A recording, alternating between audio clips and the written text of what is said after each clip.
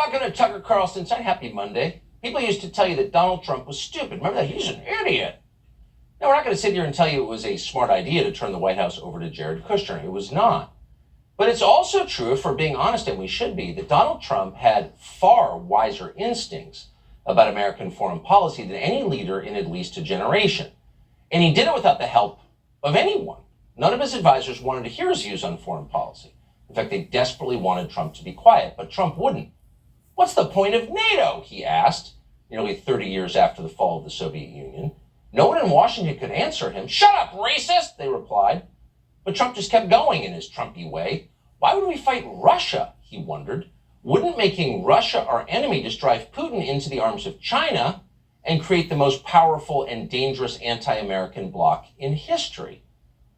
No one bothered to answer him. In fact, for the sin of asking, they called him a traitor to his country. They impeached him for it. And then they started a war with Putin. But in retrospect, Trump had asked a deeply patriotic question. If Russia ever joined forces with China, American global hegemony, its power, would end instantly. You'd have the world's largest landmass and largest natural gas reserves allied with the world's largest population and world's largest economy. So a Russia-China axis would be not just more powerful than the United States, but much more powerful. It would have the scale to control a lot of the world's economy and trade routes and raw materials. It could project military force that, posturing aside, we actually don't have the power to stop. If Russia and China ever got together, it would be a brand new world, and the United States would be greatly diminished. Most Americans agree that would be bad. Now, as Donald Trump predicted very clearly, that is happening. Thanks to Joe Biden's reckless and self-destructive response to the invasion of Ukraine a year ago this week, the economies of Russia and China are intertwined. Chinese spending on Russian goods has increased by more than 60%. China now imports more coal from Russia than it has in the last 5 years. Chinese shipments to Russia, meanwhile, are up by nearly 30%. Companies like Ford and Toyota pulled out of Russia. They had to, remember that? So what happened next? Chinese automakers stepped in. Chinese car makers once made less than 10% of all cars bought in Russia. Now China makes a third of them. And you can see where this is going. The same thing has happened with smartphones and countless other consumer goods. Not surprisingly, the Chinese yuan is replacing the dollar in Moscow. Chinese currency now accounts for fully 1/5 of all trades on the Moscow Stock Exchange. That's up from less than 1% last year. So these are deep and growing economic ties, and they're formal. The thing about economic ties, however, is that they lead inexorably to military ties. So it shouldn't surprise you that China is actively helping Russia in the war against NATO, which we are leading. In other words, the country with more ships than any navy in the world has united with the country that has more nuclear-armed ICBMs than any country in the world to fight us through proxy in Ukraine. Well, that's scary. And the thing is, everybody involved seems to know it's scary and just how scary it is. Our leaders understand that their push for total war with Putin, which is unnecessary, could lead to the destruction of the West. They know that, but they're doing it anyway. In an interview with a German newspaper today, the Ukrainian President Zelensky casually mentioned that, oh, by the way, the entire world may soon go up in flames. Quote, if China aligns itself with Russia, there will be a world war. There will be a world war if China aligns with Russia? Who could say something like that calmly? Since, as we just told you, China is aligned with Russia. It's already happened. That's not speculation. It's a fact. And as a result of that fact, according to Zelensky himself, hundreds of millions of people will die. No big deal, as long as we take Crimea.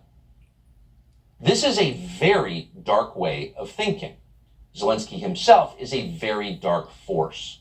That is obvious if you watch him. It is unmistakable. Who could not see that? This man is a destroyer. He banned a Christian faith in his country and arrested nuns and priests. Oh, but he's a hero, claim our leaders, from Chuck Schumer to Mitch McConnell. No, Zelensky is not a hero. He is an instrument of total destruction. That is not a defense of his enemies. It's just true. And maybe that's why Joe Biden is drawn to him. Biden landed in Kiev today to promote another world war. Watch.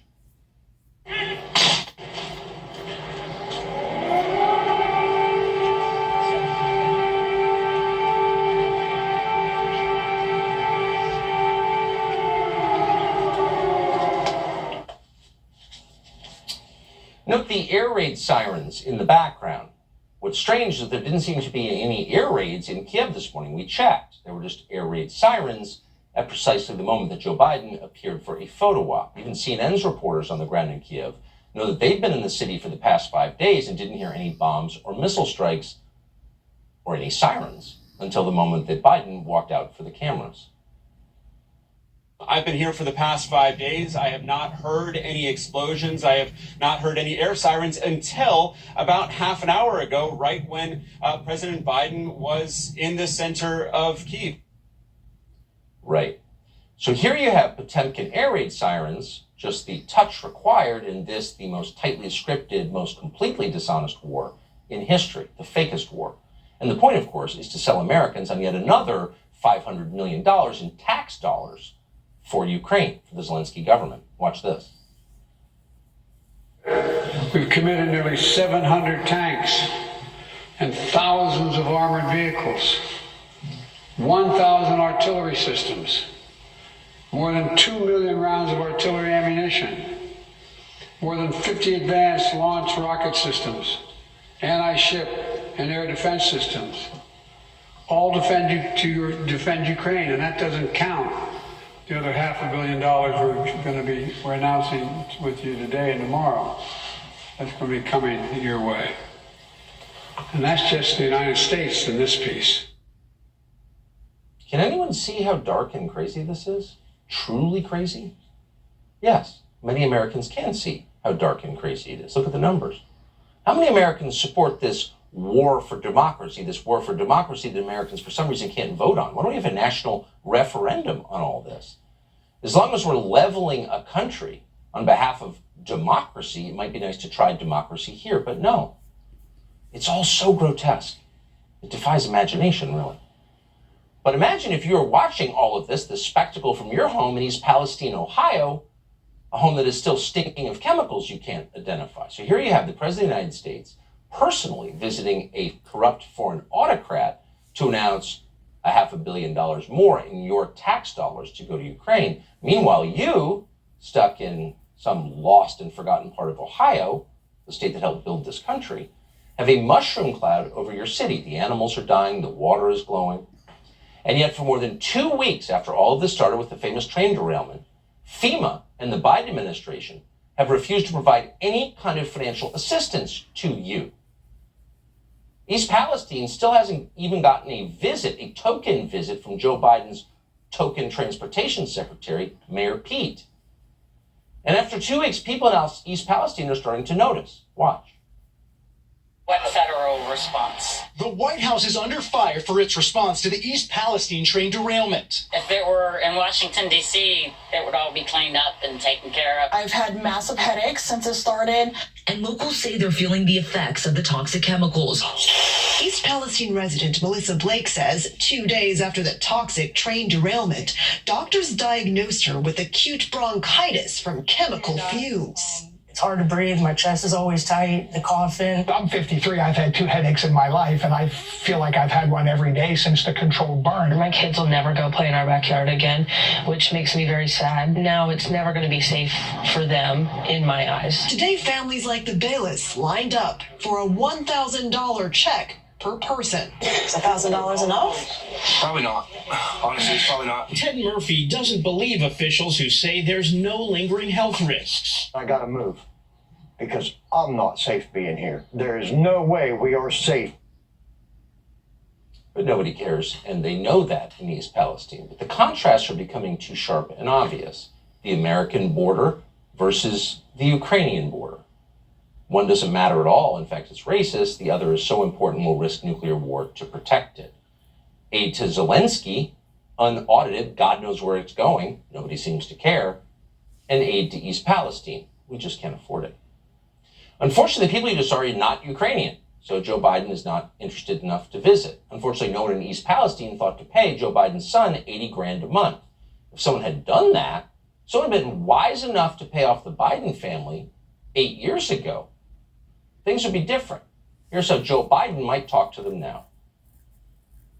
It's going to deliver much needed humanitarian assistance as well as food, water, medicine, shelter, and other aid to Ukrainians displaced by Russia's war. and provide aid for those seeking refuge in other countries from Ukraine. It's also going to help schools and hospitals open. It's going to allow pensions and social support to be paid to the Ukrainian people so they have something in their pocket.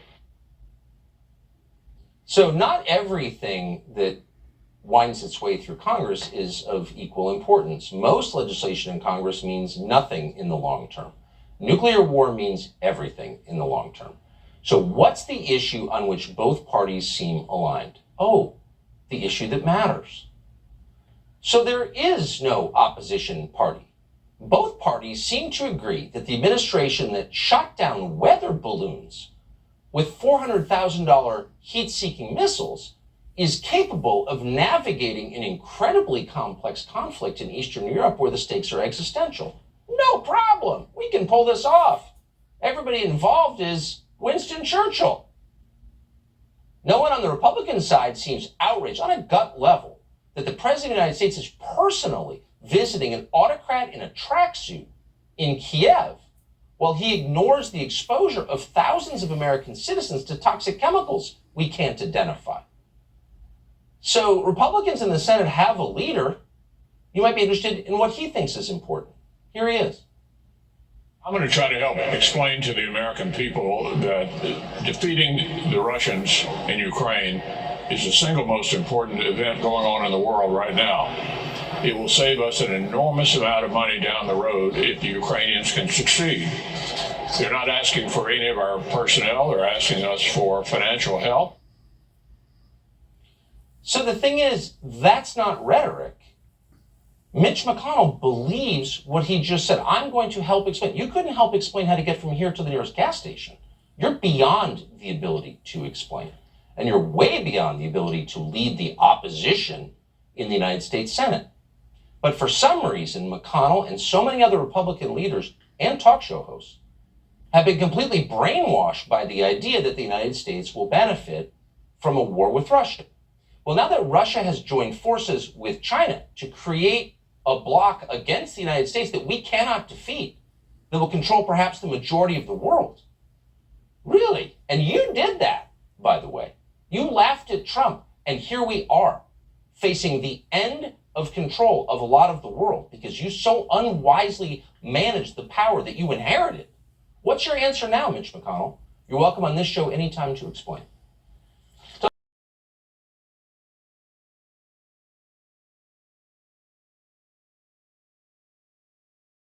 Mangle from Washington tonight. Thanks for joining us. The Equity Club, that's the focus of tonight's angle. The cost of racial inequity to this country brings the entire country down, holds the entire country back. Giving resources based on equity, understanding that we fight for equality, but we also need to fight for equity. Advancing equity is not a one-year project. It's a generational commitment. Watch your wallet. Well, you can't say the voters in 2020 weren't warned. Who can forget Kamala's goofy cartoon message? So there's a big difference between equality and equity. Equality suggests, oh, everyone should get the same amount. The problem with that, not everybody's starting out from the same place. Equitable treatment means we all end up at the same place. Oh, I still can't believe that actually went out. Now, if we had an honest media, this would have been exposed for what it is on the spot. Just cartoonish socialist nonsense. Because when Joe and Kamala say equity, what they mean is justified discrimination, and not just based on race. Because when Joe and Kamala say equity, what they really mean is the creation of a new power dynamic that's disguised in very benevolent terms. Equity on the issue of economic benefit and strength, our administration from the beginning made a commitment that we would increase minority and women-owned businesses getting federal contracts. We're implementing a once-in-a-generation infrastructure law with equity at its center. And I mean that sincerely, with equity at its center. He means that sincerely. Of course, the word equity is the antithesis of equality as guaranteed in our Constitution. Forcing outcomes based on phony, subjective sense of what's fair requires gratuitously punishing or rewarding Americans based on arbitrary categories.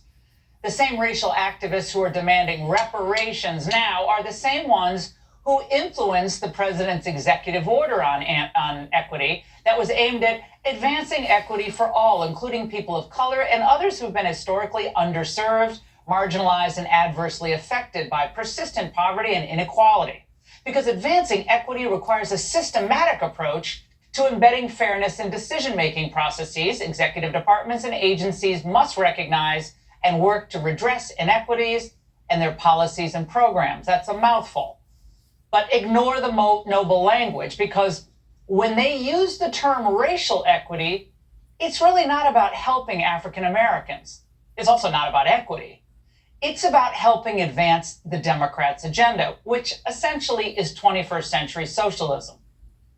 Their idea of equity would never include a scenario under which a government contract, for instance, would be awarded to a business headed by a conservative black man or woman over one headed by a white, reliable supporter of the left's, let's say, climate agenda.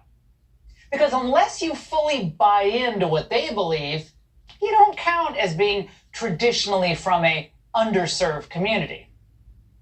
Remember how Justice Thomas, my old boss, is treated by the Smithsonian's African American Museum compared to, let's say, the billionaire entertainer Oprah Winfrey. Remember, it wasn't until a year after the museum opened that they added, under pressure, a small exhibit on Justice Thomas. Disgusting, but so predictable. The true aim of their equity agenda is to build a new powerful political machine where leftists get as many of the resources as possible. So this equity lie is seen in how the Biden team has downplayed the train derailment in East Palestine. Here 12 years.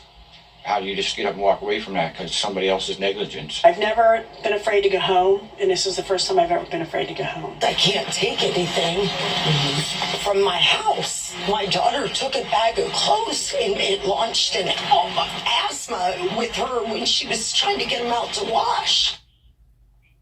Now, these people are both underserved and potentially poisoned. So where's the equity there? These are mostly middle-class, working-class people. But leave it to Pete, who instead of visiting a community in need after a rail accident, would rather play politics. We have heard way too many stories from generations past of infrastructure where you got a neighborhood, often a neighborhood of color, that finally sees the project come to them, but everyone in the hard hats on that project looking like, doing the good-paying jobs, don't look like they came from anywhere near the neighborhood. Oh, what an idiot. Does that mean like those all white-owned townhouses in Georgetown or the mansions in Bel Air shouldn't have, Hispanic drywallers or painters? We can now only have projects run by people who look like the community? What a farce is that?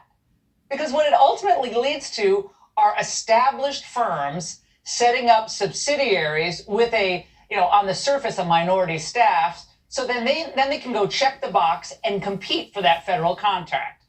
The story is as old as time. Just as the left came to dominate university faculties and came to dominate Hollywood, they want to dominate all aspects of the federal government. And of course, comes with that, the lucrative government contracting. This is why they're so afraid of Trump's idea to reform the civil service. The truth is, look, the Democrats have essentially given up on our system. They think it's racist, they think it's evil, and they want to end it. But since socialism can never deliver better outcomes to people, certainly not better than the American system, the radicals need to rig things in their political favor. It's the only way. And they're kind of jealous of China with its social credit system, and they'd like to establish the equivalent of that here. A system that effectively rates you based on whether you're a member of a select group and whether you have certain attitudes or beliefs. So if you have the wrong friends, if you've donated to the wrong groups, if you go to the wrong church, you're going to be shut out of certain opportunities. This is what they want. They effectively did this in our universities and in Hollywood, and now they aim to do this in government, and by extension, in corporate America. So everything you hear about DEI, ESG, it's all the same. It's ditching any objective measure whether it's like the AP courses in schools, the SATs, the ACTs, and even, yes, objective assessments via artificial intelligence. Yeah, you heard that right. As Americans struggle to buy like a dozen eggs or fill their gas tanks on their cars, don't worry, because the administration has a plan to eradicate algorithmic discrimination. That's a thing. Designers, developers, and deployers of automated systems should take proactive and continuous measures to protect individuals and communities from algorithmic discrimination and to use and design systems in an equitable way. This is anything to avoid what might even approach an objective assessment. And of course, business leaders are bowing to the equity gods as well. Companies like ours must speak up as allies to the Black Lives Matter movement. We were on record back in 2016 in supporting Black Lives Matter. Business leaders cannot remain silent on important issues, whether it's racial equity, gender equity. That's it. Now, this agenda is already at play in corporate boardrooms. And yes, if the left has its way, they'll eventually expand their equity club to include everything from the training and hiring of airline pilots to the training and hiring of heart surgeons. Scared yet? Well, you should be. Because their dream is to massively expand their power by embedding preferences based mostly on political beliefs and affiliations under the guise of addressing systemic injustices. Now, call it crony socialism. But let's face it, since everything they do ends up lowering our standard of living, it's the only possible way that they can really extend their political reach. You still think I'm exaggerating? Well, guess who's running the White House equity show? None other than Obama's left-hand woman, Susan Rice, who now runs Biden's domestic policy shop. Now, none of this should surprise us. After all, our figurehead president does zero to unite the country. He spends his time telling us how awful it is. You know, folks, lynching is pure terror. They're crimes. Trying to vote, trying to go to school, trying to own a business. Lynched for simply being black. Nothing more. With white crowds, white families gathered to celebrate the spectacle, taking pictures of the bodies and mailing them as postcards. Hard to believe, but that's what was done. And some people still want to do that. Now, no wonder China laughs at Antony Blinken when he urges them to take the moral high ground. They say something like, your own president says that you all want to lynch people over there. Why should we listen to you? Well, equity, just like all their buzzwords like diversity and inclusion or gender-affirming care or vaccine disinformation, they're just verbal clubs to use against dissenters to force you to give up your freedoms and your way of life for a fraudulent utopia. Don't fall for it. And that's the angle. Well, Texas Governor Greg Abbott's about to host a roundtable just a few minutes from now. He's going to discuss the state's ongoing attempt to secure the broken southern border. This comes as the migrant crisis is taking a toll on New York City residents, where business owners are now sounding off about the costly plan the government there has to house more people than the city is actually equipped to handle. We got live Fox team coverage on this. Madison Allworth is in New York City this hour. We begin first with Casey Stiegel live in Weslaco, Texas. That roundtable is taking place there any moment. Casey, what do you expect to hear from it? Well, Jillian, think of this as really a brainstorming session, if you will, a meeting of the minds with top leaders that are attempting to secure the southern border, something that Governor Greg Abbott says they are doing in President Biden's absence. Joining Governor Abbott today is going to be the director of Texas DPS, the Department of Public Safety, 2 state lawmakers, also the head of the Texas Military Department, including his newly appointed border czar. Mike Banks, a retired BP agent, was tapped by Abbott to help curb crime and accelerate building the state's border wall. This as Governor Abbott and GOP lawmakers seek an additional $4.6 billion in funding for border security. Close to $4 billion has already been spent on Operation Lone Star, which officials say has resulted in the apprehensions of more than 350,000 migrants and more than 362 million fatal doses of fentanyl seized. However, Texas DPS also says since this crisis began, more than 1.2 million known gotaways have been recorded. So, in other words, it's not known who is slipping into the country. Agents in the Del Rio sector did recently catch 3 convicted child sex offenders trying to illegally enter the country. One had been previously deported as early as 2022 from the U.S. No shortage of agenda items to talk about, in other words, out here as this border meeting gets underway shortly. Jillian. Casey Stiegel in Wesco for us this afternoon. Thank you. John? New York City business owners say the border crisis is hurting their bottom line. Since the city began housing migrants in hotels, nearby stores have seen sales plummet, forcing some of them to lay off staff members. Fox Business correspondent Madison Allworth is live in New York City with the latest on this. Madison? John, yes, these businesses seeing plummeting sales. Sienna Bakehouse, which is just at the end of this block here, says that sales are down 25% from the beginning of the month when this hotel behind me was converted to a migrant shelter. All 50 floors being used as shelter for those migrants. And they say that without the tourist foot traffic, they're worried about their future as a business. Take a listen. Well, immediately as soon as it closed, we felt the drop. The area got quieter. Even locals avoiding the area, trouble, stuff like that. So we don't know what's going to be the immediate, the ultimate result of this, but usually it's not good. Across the street at Waddle Cafe, the manager, Eric Velez, telling Fox Business, quote, "We probably lost at least 50% of what we were bringing in. Both are frustrated that decisions were made without considering local New York businesses." They constantly do stuff like this and they never consult the business. They're just like the little guy, all right, we're going to shove a bunch of people into that hotel. They don't consider what could happen to the local business. The little guy, they never look out for us. Constantly new stuff. That's why we're always complaining. All of this, of course, costing the taxpayer as well. Each room in this hotel goes for $109 a night. So each day, that's a bill of around $100,000. And John, we have many days ahead of us. The contract for migrant housing in this hotel, it goes through April 2024. I'll send it back to you. All right, so the damage will continue to get done there in New York City. Madison Allworth for us. Madison, thank you. Jillian? Well, Nikki Haley has been in the presidential race officially now for just about a week, but her candidacy has already become quite a lightning rod in the press. Are race-based attacks against her part of a pattern to target Republican candidates with diverse backgrounds? What I'll tell you is, you want to tell me I'm past my prime? Hold my beer and watch this.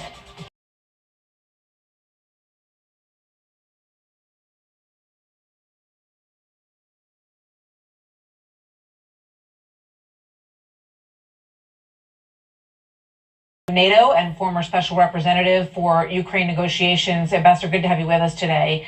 Vladimir Putin, one of the things that he said is that he's pulling out of the one remaining nuclear weapons treaties that Russia was not really in full compliance with, but now they're officially out of it. What does that mean in terms of what he has in mind, sir?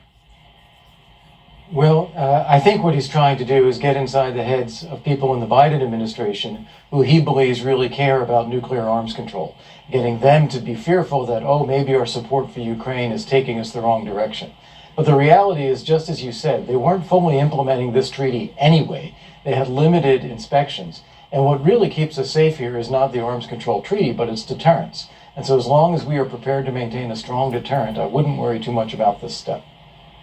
So, there's a growing discussion in this country about the amount of money that is going into this. And the president just gave another $500 million in weaponry. About 113 has been committed, $1 billion in this effort. What would you say to the American people, some of whom look at the situation on our own southern border, and some who are looking at it on a closer scale in East Palestine, Ohio right now, and say, look, we have enough to focus on here. why are we spending all of this money on their border? Right. Well, one thing is that the White House needs to improve its messaging here, because this isn't new money. This is the same money that the Congress appropriated back in December. And Biden is just announcing that we're going to spend a little bit more of that, we're going to spend a little bit more of that, but it's not an increase of what's already there.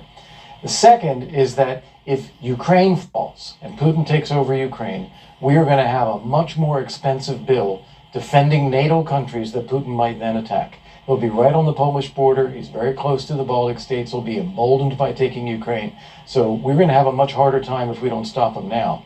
And by spending, even if it's the full $113 billion that you mentioned, not all of that's for military support, but even if that's that is a bargain for destroying half of Russia's military and preventing a more expensive war in Europe.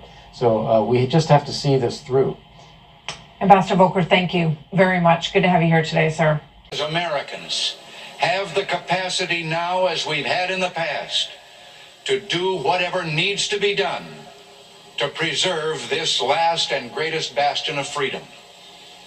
In this present crisis, government is not the solution to our problem. Government is the problem.